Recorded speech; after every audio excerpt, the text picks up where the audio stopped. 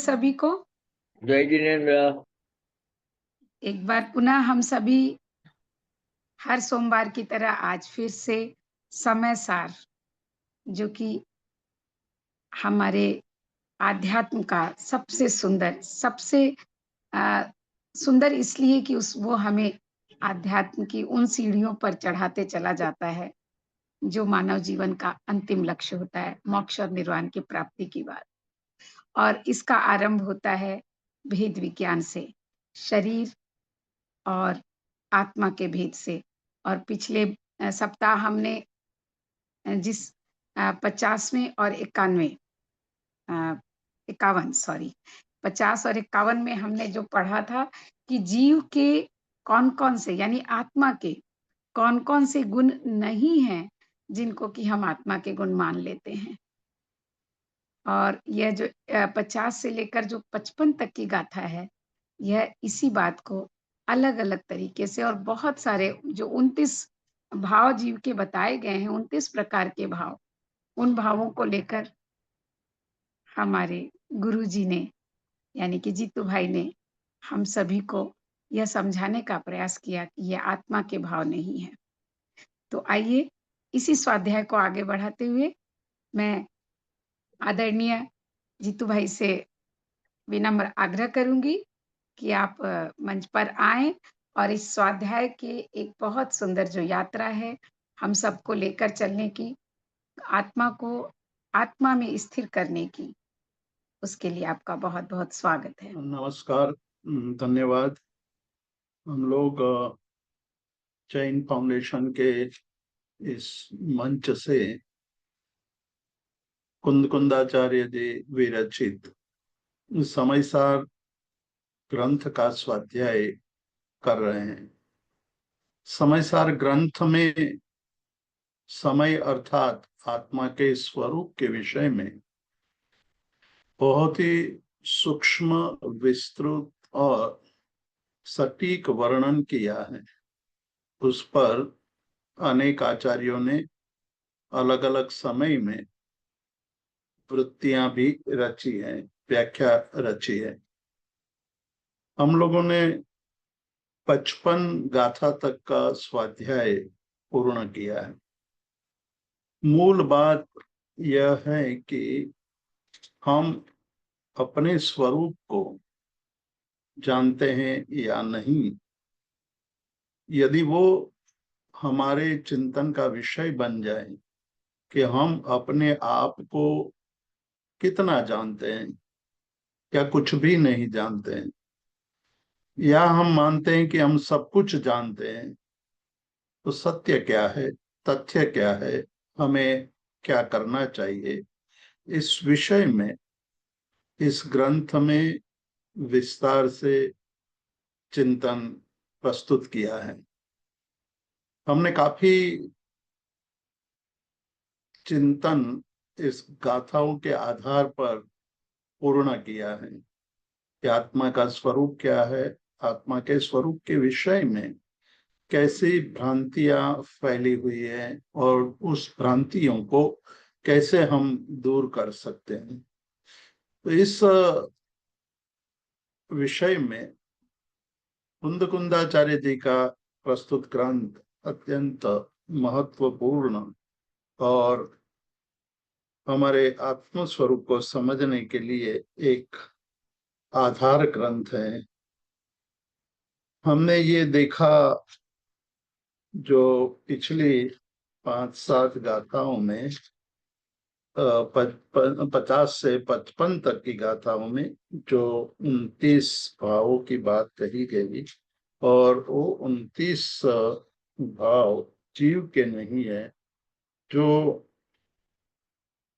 पौद्गलिक भाव होते हुए भी हम उनको अपना भाव मान करके जी रहे हैं। तो वो जो मिथ्या धारणा है, गलत धारणा है, उस गलत धारणा को दूर करने के लिए इतना विशेष परिश्रम किया है। जो पुद्गल के भाव है वो आत्मा के भाव नहीं हो सकते हैं। जो सारे यहाँ एक चित्र बताया गया है, 51वीं गाथा यहाँ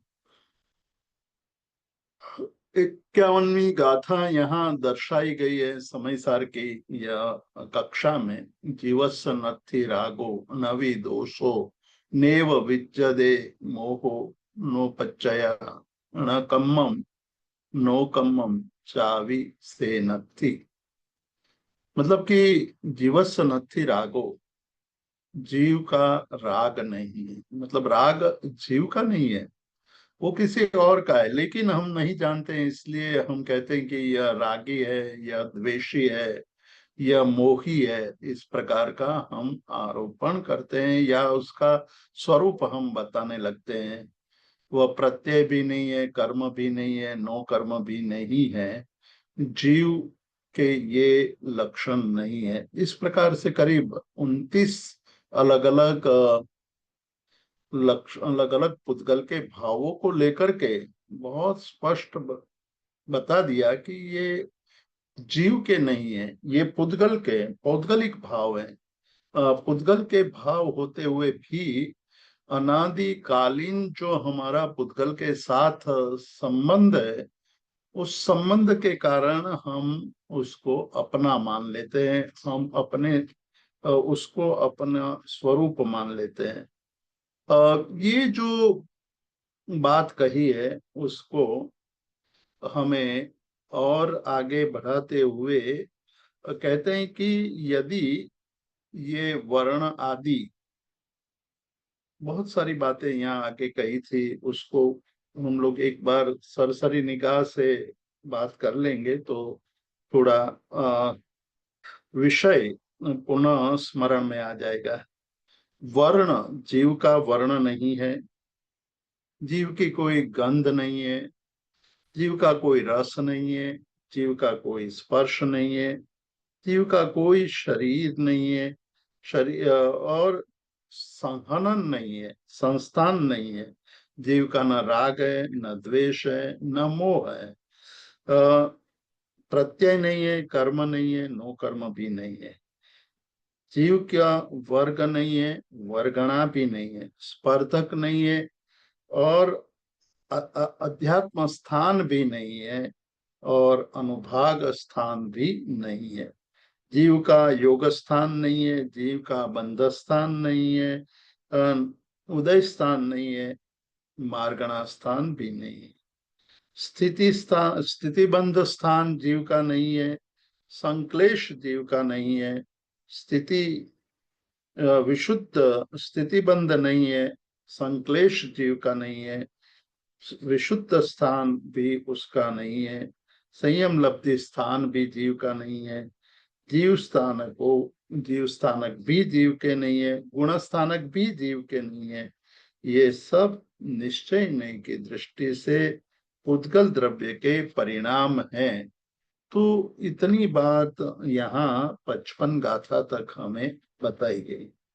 अब जब हम ये कहते हैं कि वर्ण नहीं है, राग नहीं है, द्वेष नहीं है, ये सब सारे भाव जीव के नहीं है, तो एक प्रश्न ये उठेगा, और वो बहुत ही गंभीर प्रश्न उठेगा कि तो फिर जो ये कर्म ग्रंथ में अलग अलग कर्म बताए गए हैं, अलग अलग गुणस्थानक बताए गए हैं, अलग अलग जीव स्थानक बताए गए हैं, वो क्यों बताए?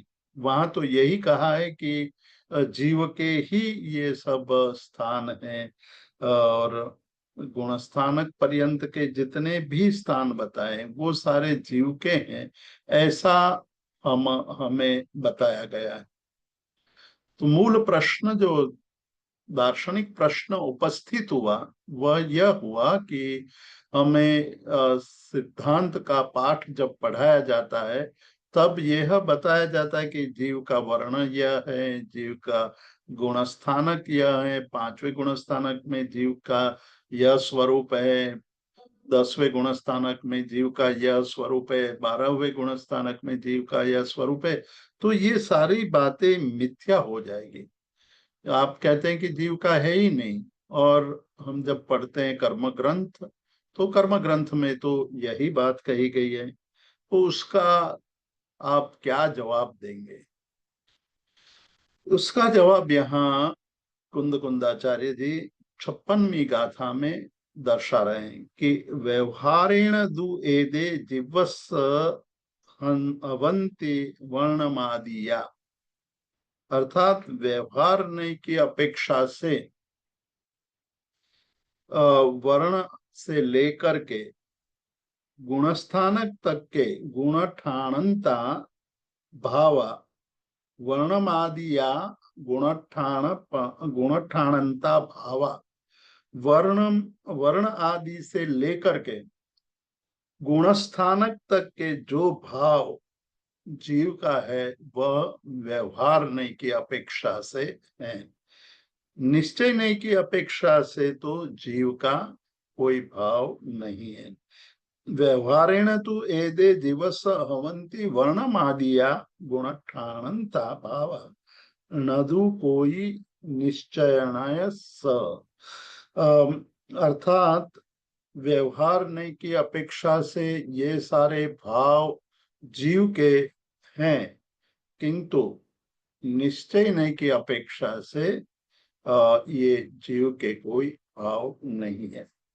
नई को हमने पिछले बार भी कुछ समझा था। नई के विषय में हमने बात जानी भी थी, ज्ञातुर अभिप्राय नय, कि ज्ञाता का अभिप्राय वो नय है।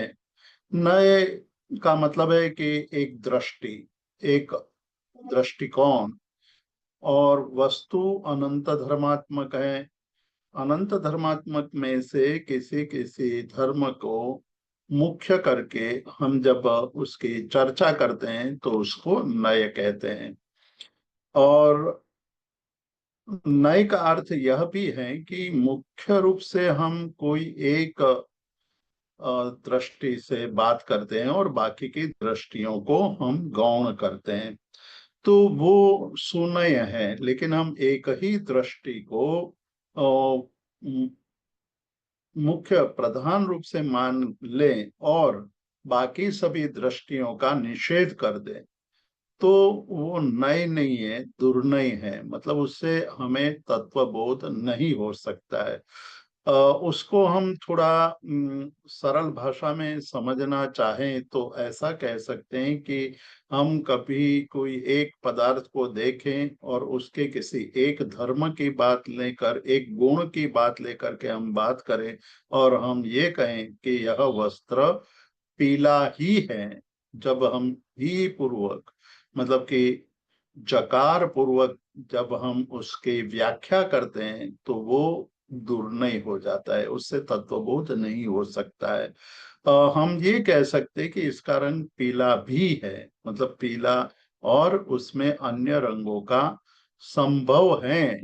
हमारी दृष्टि में वो सारे रंग नहीं दिखाई देते हैं, लेकिन हमें जो दिखाई दे रहा है वह प्रधान रूप से, मुख्य रूप से दिखाई दे रहा है। गौण रूप से उसमें अन्य गुणों की संभावना है, उस संभावना को हम निषेध नहीं करते। ये बात हुई है नय की। तो जैन दर्शन में मुख्य रूप से दो प्रकार के नयों की बात बार बार आती है। हमने पहले भी कुछ नयों की बात की है। भूतार्थ नय और अभूतार्थ नय की बात की थी। भूतार्थ नय निश्चय नय और अभूतार्थ वो व्यवहार नहीं है। उस विषय में जब हमने चर्चा की थी तब ये विस्तार भी वहां किया था। अब यहाँ निश्चय और व्यवहार शब्द को लेकर के जीव के गुणों की बात करते हैं कि जीव के गुण कौन कौन से हैं और क्यों उसको गुण के रूप में स्वीकार किया जाता है। दृष्टि से, मतलब नय की दृष्टि से हम जब विचार करते हैं तो सारे जो विवाद है उसका शमन हो जाता है। हम जो जब भी पदार्थ के स्वरूप का वर्णन करते हैं तब हम ये नए दृष्टि ध्यान में रख करके यदि पदार्थ के स्वरूप का चिंतन करेंगे तो हमारे सारे प्रश्नों का समाधान मिल जाएगा। तो यहाँ वही बात कर रहे हैं कि दो प्रकार के नय हैं, व्यवहार नय और निश्चय नय। निश्चय नय मतलब पारमार्थिक नय, उसका मूलभूत जो स्वरूप है वो पारमार्थिक स्वरूप वही निश्चय नय है। और जो आरोपित धर्म है या आरोपित गुण है या आरोपित उसमें कोई बात है तो वो व्यवहार नहीं है। अब हम देखें कि जैसे पानी का रंग वैसे देखा जाए तो ट्रांसपेरेंट है, निर्मल है, स्वच्छ है, किंतु पानी में लाल रंग उसमें घुल मिल जाए और तब हम कहते हैं कि यह लाल पानी है। तो लाल रंग के संपर्क में आने से, लाल रंग का अंदर संपर्क होने से पानी का रंग लाल हो गया है, परंतु वो पानी लाल नहीं है, पानी का रंग लाल है। और वो लाल रंग बाहर से आया हुआ है, पानी का अपना नहीं है। तो पानी ने जो लाल रंग के अणु परमाणुओं को अपने में स्थान दिया तो वो पानी लाल रंग का दिखाई देने लगा। किंतु लाल रंग के परमाणु अलग हैं और पानी का जो परमाणु है वो अलग है। हमें दिखाई देता है कि यह लाल है। यह एक दृष्टांत हमें याद रखना है।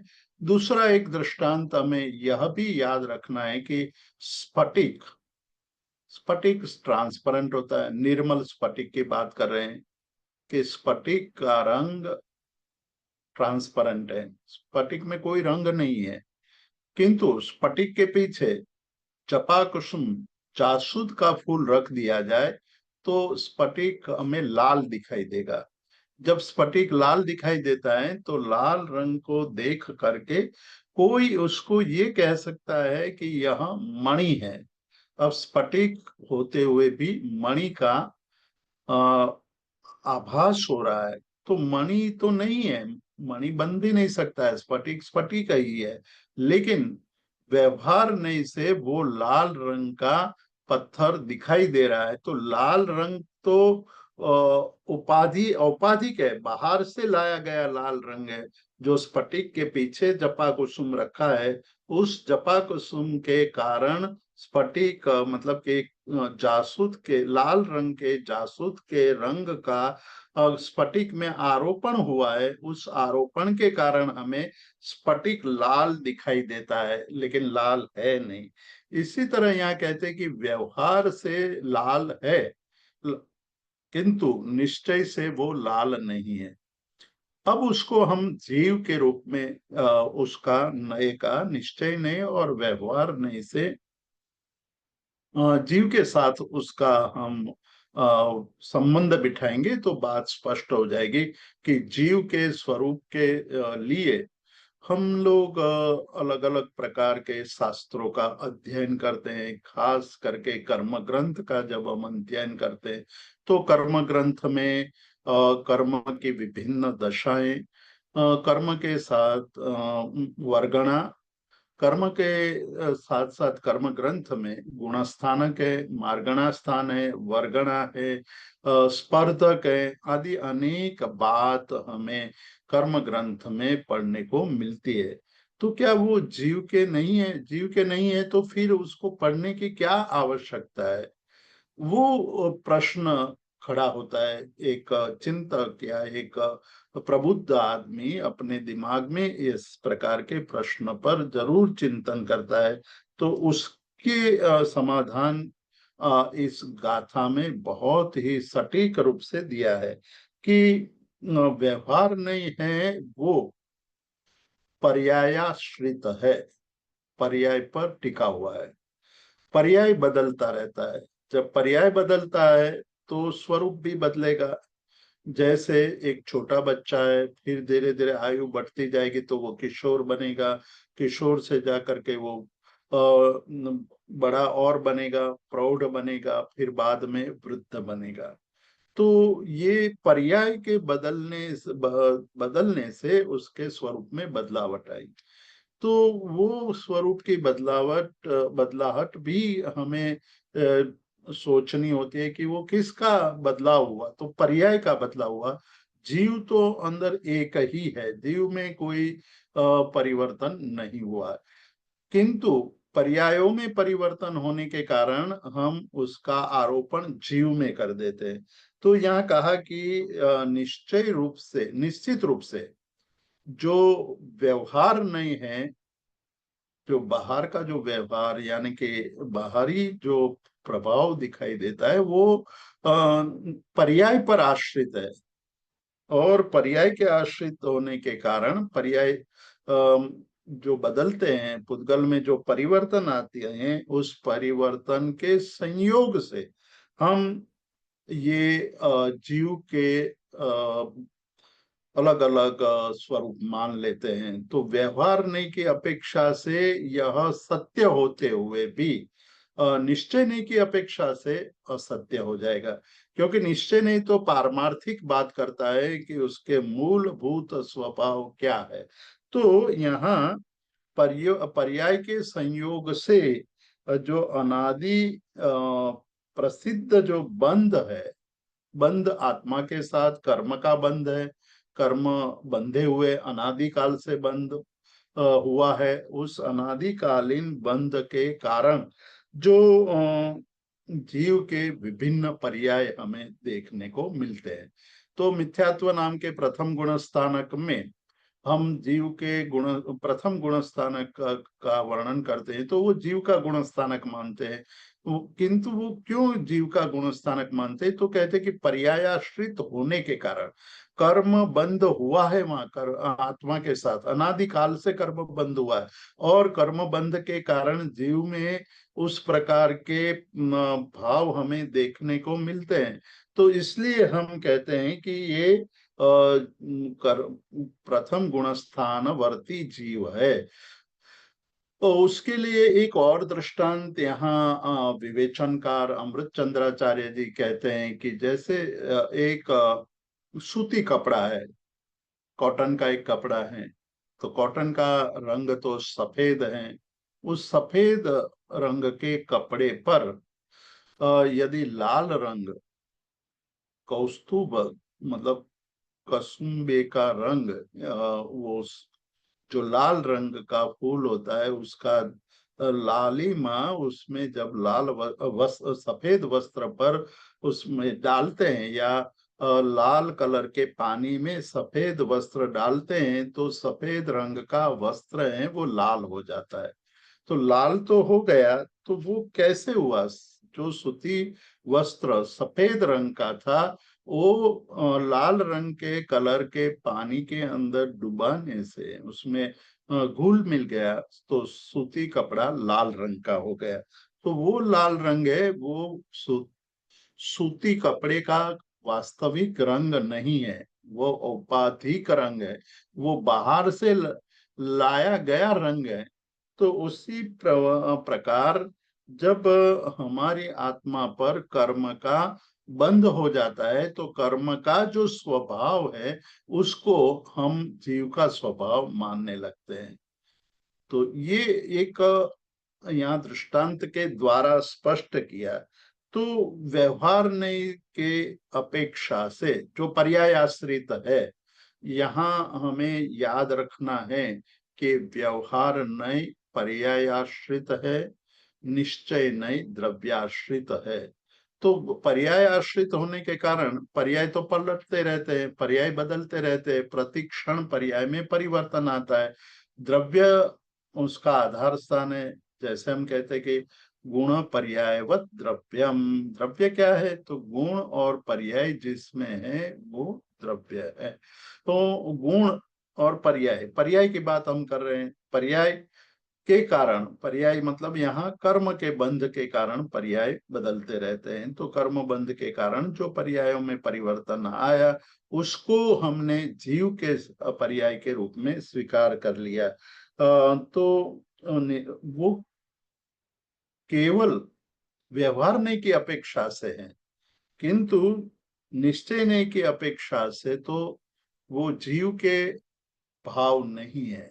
जो आगे के सारे भाव हमने 29 भावों के लिए ये कहा था कि यह भाव जीव के नहीं है, यह जीव के नहीं है, यह जीव के नहीं है, मतलब वर्ण नहीं है, वर्गणा नहीं है, रक्त वर्ण आदि वर्ण नहीं है, गुणस्थानक नहीं है, आदि आदि अनेक भावों का निषेध किया, क्योंकि वो पर्याय कर्म के पर्याय हैं, कर्म के आधार पर ये बात हुई थी। तो उसका यहाँ समन्वय किया कि निश्चय व्यवहार नहीं की अपेक्षा से यदि आप उसका चिंतन करेंगे तो समाधान हो जाएगा। तो यहाँ कहा कि वर्णमादिया वर्ण से लेकर के, वर्ण से आदि करके गुणठानंता, जो गुणस्थान पर्यंत जितने भी भाव यहाँ हमने हमने दर्शाए वो सारे व्यवहार से घटित होते हैं। तो जीवस्य नत्थि वर्णों से लेकर के अंत में कहा था नेव जीवठाणा न गुणठाणाय अथि जीवस्य, तो वो जीव के नहीं है, तथापि यदि हम व्यवहार नहीं की अपेक्षा से चिंतन करते हैं तो वो सारे जीव के बन जाएंगे। निश्चय नहीं की अपेक्षा से वो नहीं है। तो निश्चय नहीं का अर्थ है वो स्वाभाविक, मतलब अपने भाव को, निश्चय का अर्थ है अपने खुद के भाव को जो अवलंबन करता है, जो पर भाव को पर रूप में स्वीकार करता है, जबकि व्यवहार ने पर भाव को स्वरूप मानता है और निश्चय नहीं पर भाव को पर रूप में मानता है। तो यहाँ जो थोड़ा विवेचन हम देखेंगे कि देह कर्मादि सभी काज पुद्गल तना, मतलब देह कर्म आदि सभी जो कार्य है वो पुद्गल के हैं। जीव का व्यवहार, बहुत लोग उसको जीव का व्यवहार मानते हैं क्योंकि उनको निश्चय नहीं और व्यवहार नहीं का पता नहीं है। निश्चय नहीं किसे कहते हैं, व्यवहार नहीं किसे कहते हैं। निश्चय यानी एक दृष्टि, जो बाह्य दृष्टि है, बाहर के गुणों को, आरोपित धर्म को अपना मान करके जो कार्य करते हैं उसको लेकर के ये बात कही गई है। और इसके साथ हम इसको जोड़ देंगे कि गुणस्थान जीवस्थान आदि सब संयोग से, मतलब गुणस्थानकों में परिवर्तन क्यों आता है, पहले गुणस्थानक से चौथे गुणस्थानक में जीव गया, पांचवें गुणस्थानक जीव, छठे गुणस्थानक का जीव या आठवें गुणस्थानक में जीव है, वो अलग अलग गुणस्थानक का वर्णन जो कर्म ग्रंथ में किया गया है, जीव के भिन्न अवस्थाओं का वर्णन किया गया है, वो सारा किसका है, तो कर्म के कारण गुण स्थानकों में परिवर्तन है। कौन से कर्म, मान लो कि हम मोहनीय कर्म है, तो अत्यंत गाढ़ मोहनीय कर्म है और उसकी वहां उसका अस्तित्व है, तो वो प्रथम गुण स्थानक में है। लेकिन जब दर्शन मोहनीय कर्म का क्षय होता जाएगा, और दर्शन मोहनीय कर्म का उपशम भी हो सकता है, दर्शन मोहनीय कर्म का क्षय उपशम भी हो सकता है। जब क्षय होगा तो क्षयिक सम्यक्त्व की प्राप्ति होगी, और जब उपशम होगा तो औपशमिक सम्यक्त्व की प्राप्ति होगी, और क्षयोपशम होगा तो क्षयोपशमिक सम्यक्त्व की प्राप्ति होगी। जब सम्यक ये तीन में से कोई भी एक सम्यक्त्व की प्राप्ति होती है तो वो सीधा चौथे गुण स्थानक पर जाएगा। तो ये चौथे गुण स्थानक, पहले गुण स्थानक से लेकर के चौथे गुण स्थानक तक की जो बात कही गई है वो तो मूलतः कर्म के आधार पर कही गई, मोहनीय कर्म के आधार पर कही गई। इसलिए कहा कि वर्ण से लेकर के गुण स्थानक तक के सारी जो बातें कही गई है वो व्यवहार नहीं की अपेक्षा से जीव किए हैं, लेकिन परमार्थ नहीं की अपेक्षा से या निश्चय नहीं की अपेक्षा से जीव क्या है ही नहीं, वो जीव के लक्षण है ही नहीं। तो हमें व्यवहार नहीं के लिए याद रखना है पर्यायाश्रित है। व्यवहार नहीं क्या है, पर्यायाश्रित है, पर्याय पलटते रहते हैं। तो व्यवहार में व्यवहार नहीं की अपेक्षा से हम देखेंगे कि जीव के भिन्न भिन्न गुणस्थानक भी घटित हो जाएंगे, जीवस्थानक भी घटित हो जाएंगे, और भी सारी बातें घटित हो जाएगी। तो यहाँ हमें कहा गया कि व्यवहार नयः कीले पर्यायाश्रितत्वात्, व्यवहार नहीं वास्तव में देखा जाए तो पर्यायाश्रित है, और निश्चय पर्यायाश्रित होने के कारण जीव के खुद के नहीं है, वो कर्म के अधीन है। तो औपाधिक भावम अवलंब्य उपप्लवमान, मतलब कि वो औपाधिक भाव है। औपाधिक मतलब बाहर से आया हुआ है, वो स्वाभाविक नहीं है। ये थोड़े दार्शनिक शब्द हैं। उस दार्शनिक शब्दों को आप थोड़ा ध्यान से सुनेंगे तो आपके लिए बहुत सरल हो जाएगा। औपाधिक यानी बाहर से लाया गया, बाहर से आया हुआ। बाहर से लाया गया या बाहर से आया हुआ, उसका मतलब क्या हुआ कि जैसे हमने वस्त्र का दृष्टांत यहाँ दिया है, टीकाकार खुद दे रहे हैं अमृतचंद्राचार्य की, सूती वस्त्र है, वो सूती वस्त्र तो सफेद रंग का है, किंतु उसको लाल रंग से रंगा जाए तो वह वस्त्र लाल रंग रक्त वर्ण का बन जाएगा।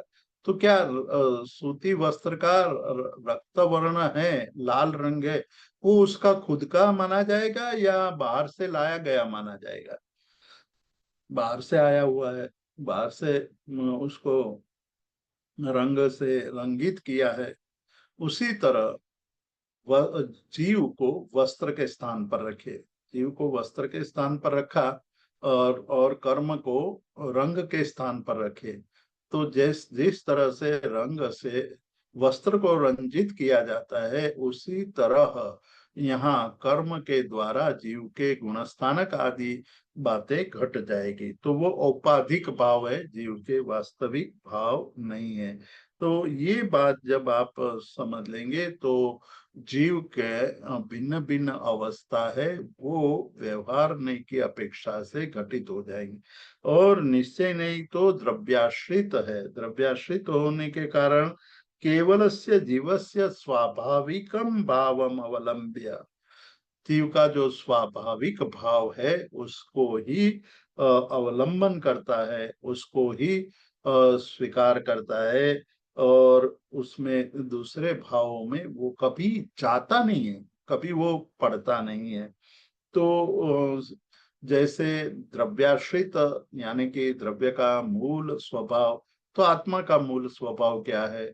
न ज्ञाता और दृष्टा, जानना और देखना, ये भाव दो ही भाव आत्मा के, द्रव्य के, आत्म द्रव्य के भाव केवल दो ही है, ज्ञप्ति और दृप्ति, दृष्टि, जानना और देखना। ये दो भाव आत्मा के हैं, बाकी के सारे भाव पुद्गल के हैं। पुद्गल से आरोपित भाव व्यवहार नहीं की अपेक्षा से घटित हो सकते हैं, निश्चय नहीं की अपेक्षा से घटित नहीं होगा। तो व्यवहारेण वर्णादयो गुणस्थानांता भावा जीवस्य संति, व्यवहार नहीं से तो ये बात घटित होती है, पर किंतु निश्चय नहीं से यह बात घटित नहीं होगी। तो इतनी बात हमें ध्यान में रखनी है कि दो नय हैं, एक व्यवहार नहीं है, दूसरा निश्चय नहीं है। व्यवहार नहीं पर्यायाश्रित है, निश्चय नहीं द्रव्याश्रित है। पर्याय पलटते रहते हैं, पर्याय का मतलब ही है सतत परिवर्तनशील, परिवर्तन कर्म के कारण आता है, उस परिवर्तन को हम लेकर के यहाँ गुणस्थानक आदि जब घटित करते हैं तो व्यवहार नहीं की अपेक्षा से ये सब सिद्ध हो जाए। लेकिन निश्चय नहीं की अपेक्षा से जीव के जो मूल स्वभाव है वो ही उनके मूल स्वभाव है, बाकी के सारे उससे पर है।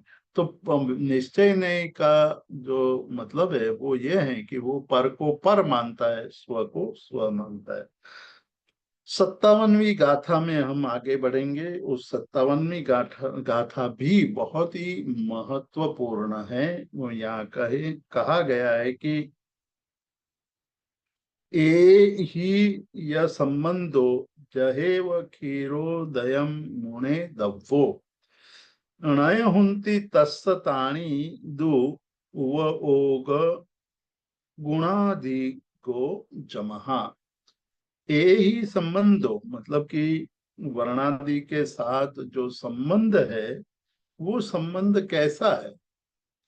अब हर एक चीज को दृष्टांत के द्वारा स्पष्ट कर रहे हैं। अब दृष्टांत को बराबर समझेंगे तो ये जो दार्शनिक समस्याएं हैं यहाँ उपस्थित की जा रही है और जो जिज्ञासु है उसके मन में ये प्रश्न उठते हैं कि भाई जब ये जीव के नहीं है तो कैसे जीव के मान लिए हैं, उसको अलग अलग दृष्टांत से यहाँ स्पष्ट कर रहे हैं कि जो वर्णादि संबंध है वो जीव के नहीं है तो जीव को कैसे मान लिया जाता है। तो कहते हैं कि क्षीर नीर, क्षीर मतलब दूध और नीर मतलब पानी। जब दूध में पानी डालते हैं, दूध में पानी डालते हैं तो दूध पानी का रंग भी दूध जैसा हो जाता है, तो हमें वो दूध ही दिखाई देता है। और उसमें हम ये नहीं कहते हैं कि इसमें पानी है, लेकिन हम ये कहते हैं कि ये दूध है, जल मिश्रित दूध है, किंतु कहेंगे दूध ही। तो यहाँ दूध ने पानी को अपने अंदर समाने का अवसर दिया, उसको अवगाहन कहते हैं। तो जल जो मिश्रित दूध है यानी कि दूध में जल डाल दिया जाए तो अवगाहन के संबंध से उसमें जल मिश्रित हो जाता है। किंतु उसके कारण जो क्षीर का मूलभूत स्वभाव है, मतलब दूध का जो मूलभूत स्वभाव है वो नष्ट नहीं हो जाता है। ये बहुत ही महत्वपूर्ण दृष्टांत है, उसको बराबर दिमाग में बिठाएंगे तो उससे बहुत बड़े रहस्य आपके सामने स्पष्ट हो जाएंगे। उन्होंने कहा कि दूध ने जल को अवगाहन यानी कि जल को अपने में रहने का अवसर दे दिया। तो दूध मिश्रित हो गया, जल से मिश्रित हो गया, जल अंदर मिल घुल गया और एक जैसा दिखाई देने लगा। लेकिन अब प्रश्न ये कहते हैं, ये बात यह कहते हैं कि इतना होने पर भी जो दूध पना है यानी क्षीर का क्षीरत्व है वो नष्ट नहीं हो जाता है। पानी के मिलने से दूध का जो दूध पना है वो नष्ट नहीं हो जाता है। दूध का दूध पना रहता है, पानी का पानी पना रहता है। तो दूध का दुग्धत्व या क्षीर का क्षीरत्व और पानी का जलत्व वहां दोनों अपने अपने स्थान पर है।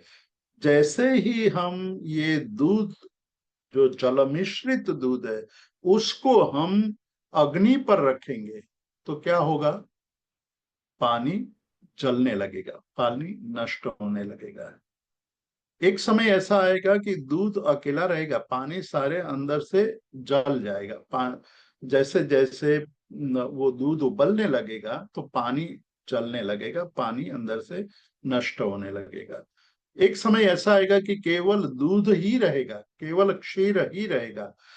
अब यहाँ कहते हैं कि उसी तरह जीव ने कर्म को अपने अंदर रहने का अवसर दिया। जिस तरह पानी ने जल को रहने का अवसर दिया, अवगाहन करने दिया, वैसे ही जीव ने कर्म को अवगाहन करने का अवसर दिया।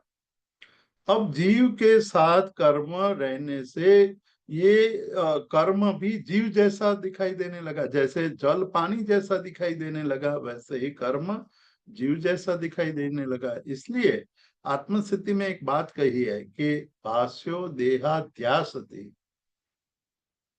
भाष्यो देहाध्यास थी आत्मा देह समान।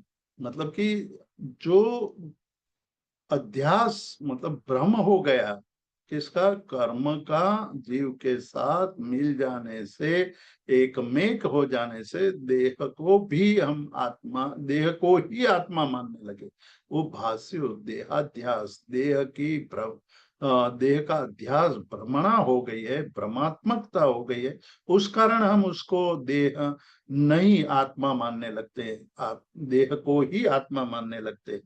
किंतु जब ज्ञान रूपी अग्नि, अब देखिए जो जल में दूध में जल मिश्रित हो गया है, उसको अग्नि में तपाने से जल नष्ट होने लगता है, उसी तरह आत्मा और कर्म दोनों एक मेक हो गए हैं, उसको ज्ञान रूपी अग्नि से हम तपाने लगते हैं। जैसे जैसे ज्ञान आने लगता है वैसे वैसे वो कर्म हटने लगते हैं।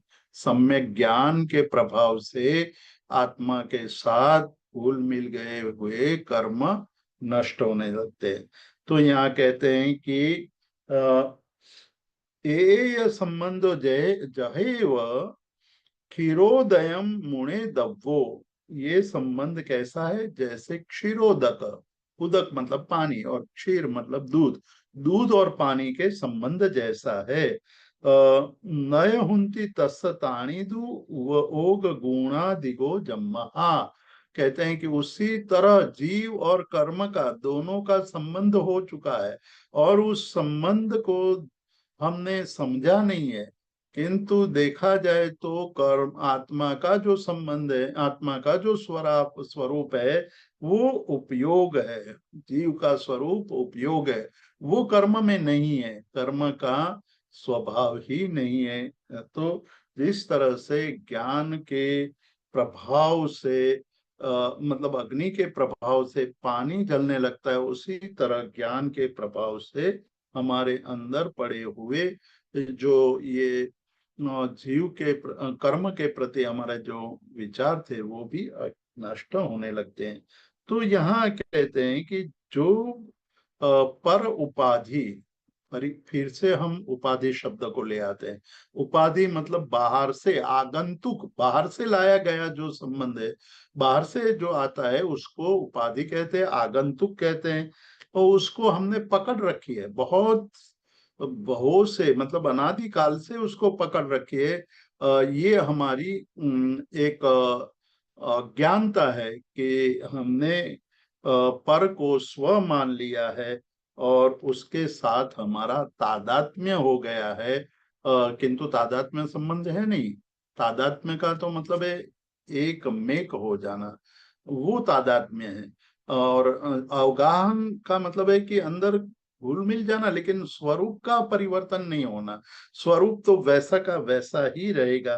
तो तादात्म्य वो मेरा नहीं है।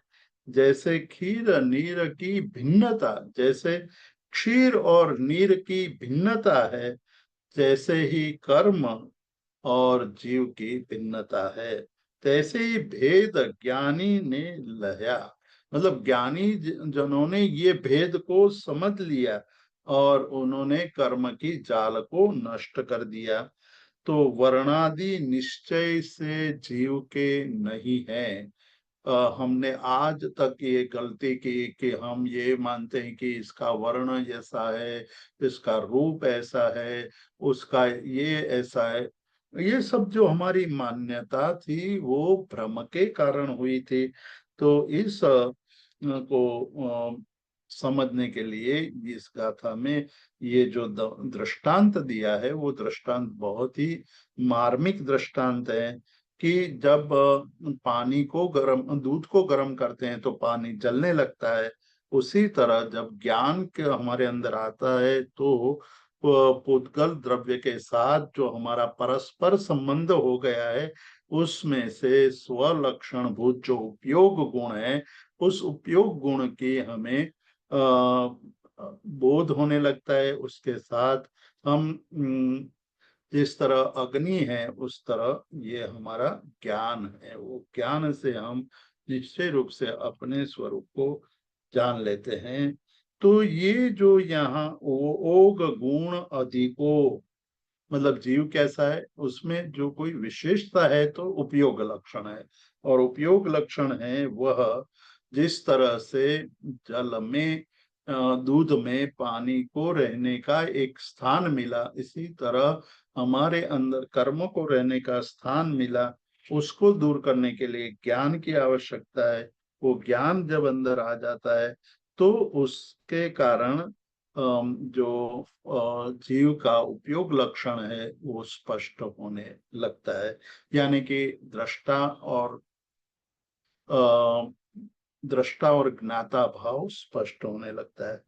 तो यहाँ थोड़ा उसका समापन करते हुए हमें याद रखना है कि जीव, अपना जीव, जीव का अर्थ यहाँ आत्म तत्व ही लेना है। जीव वो काया से भिन्न है या नहीं, काया मतलब देह, जीव देह से भिन्न है या नहीं, ये मूलभूत प्रश्न है कि जीव क्या है, जीव काया है या नहीं है। जीव वर्ण, जीव के भिन्न भिन्न वर्ण है, वो जीव के हैं या नहीं है। तो उसको समझने के लिए कहा कि दोनों सहचारी है, दोनों का साहचर्य है। जब तक देह है, जीव के साथ जुड़ा हुआ है, तब तक ये सब रहेंगे। जैसे कर्म का भोग, कर्म का क्षय हो जाएगा, कर्म का जैसे हम दूर करते जाएंगे, तो ये संबंध, जीव और कर्म का संबंध हमें स्पष्ट होता जाएगा। जीव और कर्म का जो क्षीर नीरवत जो संबंध है, उस संबंध को हमें उष्णता के द्वारा यानी कि ज्ञान के द्वारा हमें समझना है। और जब हम ये समझेंगे तो क्षीर और नीर अभी तक एकत्र हो गए, एक ही जगह पर एकमेक हो गए, किंतु परमार्थ से देखे तो जीव जीव है, कर्म कर्म है। अब ये बात स्पष्ट हो जानी चाहिए कि जीव जीव है, चेतन लक्षण है, कर्म जड़ है, कर्म अजीव है। किंतु दोनों का अनादिकाल से संबंध हो गया है। इस संबंध के कारण हम जिस तरह क्षीर नीर एक ही जगह पर इकट्ठे हो जाते, उसी तरह यहाँ एकत्र हो गए हैं। किंतु परमार्थ से, वास्तविक रूप से देखा जाए तो दोनों अलग अलग है, और दोनों अलग पदार्थ हैं। मतलब एक चैतन्य है, एक जड़ है। तो अग्नि के प्रयोग से यहाँ स्पष्ट दर्शा दिया। उसी तरह जीव और कर्म का संबंध, कर्म के मुख्य आकार और देह वगैरह हैं, वो अलग हैं, जीव से भिन्न है। जीव, जब हम देह आदि कहते हैं तो देह, इंद्रिय, मन, ये सब जान लेना है, उसको सबको समझ लेना है। ज्ञान दशा जब आ जाती है, ज्ञान दशा कौन सी ज्ञान दशा? जीव का स्वरूप समझने वाली ज्ञान दशा जब आ जाती है तो जीव का और काया का, देह का भिन्न स्वरूप हमें दिखाई देने लगता है। तो यहाँ हम जब तक इस प्रकार की ज्ञान दशा को लाएंगे नहीं, तब तक हमें देह और आत्मा जो एकमेक रूप से हम अनुभव कर रहे हैं, उसका अनुभव चालू रहेगा। जैसे ही ज्ञान दशा आने लगेगी, जैसे ही हमें ये स्वरूप स्पष्ट होने लगेगा कि जीव अलग है, कर्म अलग है, देह अलग है, इंद्रिय अलग है, मन अलग है, जीव उनसे भिन्न है। तो ये जो दशा है वो ज्ञान के द्वारा आती है। ज्ञान संस्कार से यह बात स्पष्ट होती है। आज का स्वाध्याय यहीं तक रखेंगे, और इसमें किसी को कोई प्रश्न हो तो प्रश्न हम ले सकते हैं। बहुत सुंदर, बहुत ही सुंदर आज का ये स्वाध्याय रहा। कोई किसी को कोई प्रश्न करना है तो कृपया अपना हाथ उठाएं। प्रणाम जीतू भाई। आप मैंने सुना है कि यूजुअली हम लोग बोलते हैं कि जीव केवल भाव स्वरूप है। तो जब ऐसे होता है तो अपने को ऐसे समझना कि वो ज्ञाता दृष्टा है और पौद्गलिक जो भाव कहे वो नहीं है, ऐसे लेने का है कि कोई और तरीके से लेना चाहिए? जीव का भाव जब हम लेते हैं तो जीव का भाव का मतलब यहाँ ज्ञाता और दृष्टा भाव लेना है केवल। और अन्य जितने भाव हैं वो द्रव्य के मतलब कि कर्म के हैं। इसीलिए पहले मतलब कि 50 से 55 गाथा तक की 6 गाथाओं में इतना लंबा वर्णन इसलिए किया गया कि हम ये गलती कर देते हैं, बहुत सारी गलतियां कर देते हैं कि जब हम कर्म ग्रंथ पढ़ लेते हैं या जब हम योग स्थान, जीव स्थान, मार्गणा स्थान, गुण स्थान ये सब पढ़ते हैं तो हम यही मानने लगते हैं कि ये जीव के अलग अलग स्थान हैं। जीव के अलग अलग स्थान है, परंतु वो व्यवहारने की अपेक्षा से, तो व्यवहारने की अपेक्षा से वो स्थान भी सत्य है, किंतु पारमार्थिक दृष्टि से सत्य नहीं है। पारमार्थिक दृष्टि से तो केवल ज्ञाता और दृष्टा भाव या चैतन्य या उपयोग, केवल उपयोग ही आत्मा का लक्षण है। वो कभी भी नष्ट नहीं होता है। तो जड़ कभी चेतन नहीं होगा, चेतन कभी जड़ नहीं होगा। ये भाव को, ये बात को लक्ष्य में लेंगे तो आपको ये जो प्रश्न है उसका जवाब स्पष्ट हो जाएगा। Thank you. हाँ, बहुत सुंदर। और किसी को कोई प्रश्न करना है? जय जिनेन्द्र, प्रणाम। आप ये सब में हमें आश्रव भाव, जो 12वीं भावना में आश्रव भाव आता है, कर्म का बंध होता है आत्मा के साथ, उसको कंपेयर करना है तो ये सही, ये हमें भेद दिखाई देगा, ये सच बात है। नहीं, मूल बात यह है कि कर्म के द्वारा या कर्म बंध के कारण जीव में जो भिन्न भिन्न अवस्था आती है वो आरोपित है, जीव की मूलभूत अवस्था नहीं है। वो आरोपित का मतलब है कि कर्म के कारण आई हुई ये सारी स्थितियां हैं। जब ये कर्म हट जाता है, मूलभूत स्वरूप क्या बचेगा? वही जीव का वास्तविक स्वरूप है। जो स्वरूप लाने के लिए जो भी अनादिकाल से ये दशा हमारी हो रही है, उस दशा का क्या मतलब है, उससे क्या हम समझे, उसका जवाब दिया कि ये सारी औपाधिक है, बाहर से आई हुई है, कर्म के कारण है। तो कर्म के कारण जो यहाँ आई हुई है उसको समझने से हमें पता चलेगा कि ये कर्म के कारण जीव में इस प्रकार की अवस्था आई है।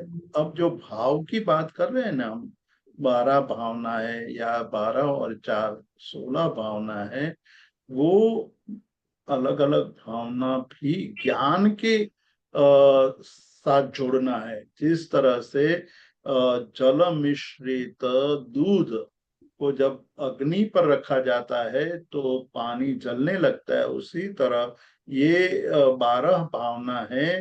कोई भी भावना ले सकते हैं, केवल आश्रव भावना नहीं, कोई भी भावना लेते हैं तो वो ज्ञानात्मक है।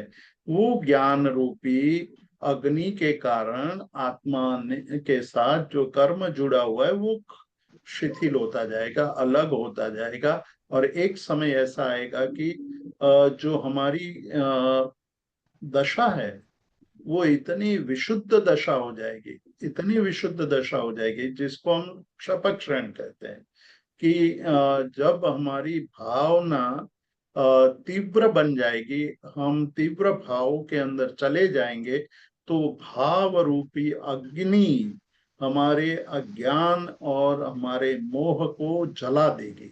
और जब जला देगी तो बचेगा केवल ज्ञाता और दृष्टा भाव, जो हमारा 13वें गुणस्थानक 14वें गुणस्थानक के अंदर जो स्थिति है वो रहेगी। प्रणाम, जय Jinendra, thank you very much Jitendra भाई। हाँ, तो बहुत बहुत धन्यवाद सभी का। एक अगले सोमवार को हम होते लोग फिर से मिलेंगे। जय जिनेन्द्र, शुभ रात्रि।